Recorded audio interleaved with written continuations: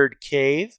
I'm talking about I guess a CBCS Signature Series comic I sent in almost a year ago to have the one and only William Shatner sign, because he is the best captain, in my humble opinion. First, I'm going to show off my shirt.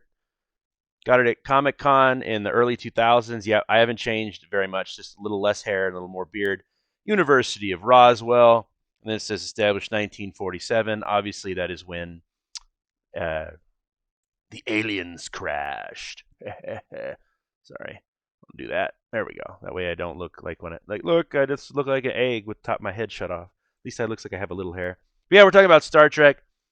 This is the only hardcover or Star Trek-y thing I had available other than the signed and graded comic that I'm tapping my hand on right now. So I kind of like some of the new Trek. I like the first movie and the second movie, and that's it. I haven't watched any of the shows. I don't plan on it.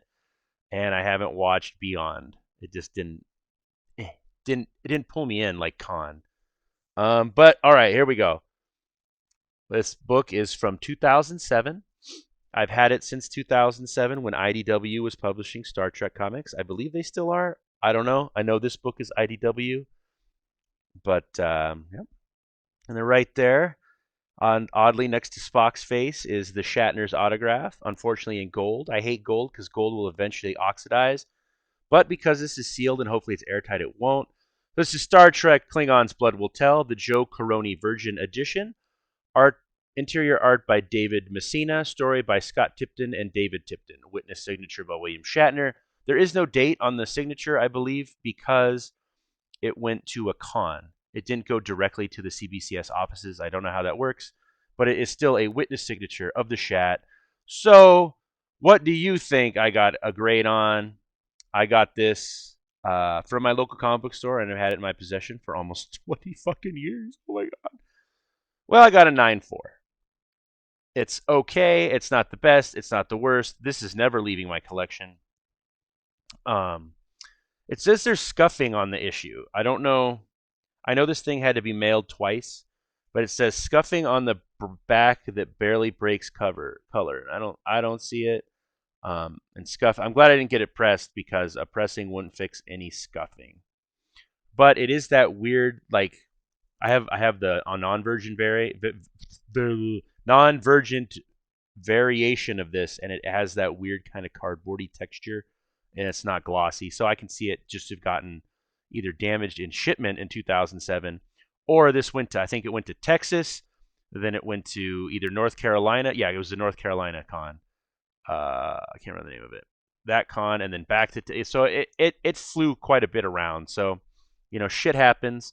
I'm still very happy to have a William Shatner signature in my collection. Even though I'm a Star Wars dude, I still enjoy the original series, the animated part, and then Generation. I did like Deep Space Nine, but it's hard for me to buy all the DVDs right now because I just like to own shit before they change it. I'm looking at you, Roald Dahl, you dumb fucking fuck. Not you yourself, but your family. Oh, we're going to change stuff because it might be offensive to one fucking person. Who cares? Put a little warning on it. Or, you know what? Don't read Roald Dahl. Shit. Stuff happens. A bunch of, back when he was writing his books, people weren't a bunch of sensitive Nancys. But back to Star Trek. I love this. I almost sent in Wrath of Khan #1 with the painting, but everyone said that this just had the better likeness, which it does, even though Wrath of Khan was my father's favorite Star Trek.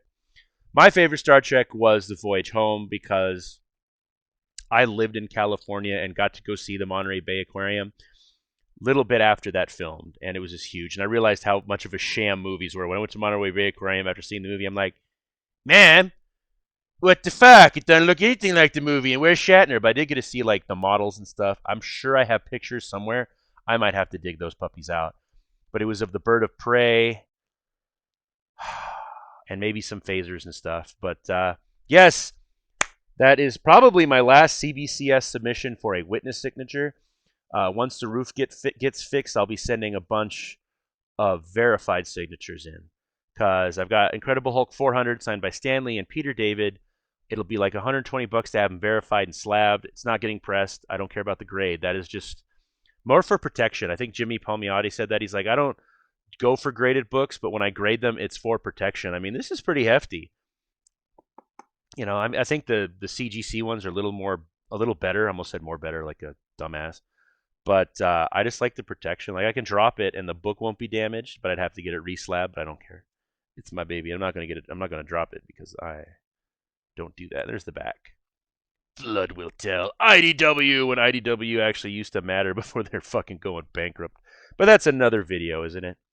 So what are you sending out for con season? I have 3 books out to a, I don't even know what to call him, a purveyor, I guess. He's going to the con to get him signed and have him witnessed by his buddy, and then they're going to CGC. So I'm excited for that. It's MegaCon 2 weekends from now in Florida.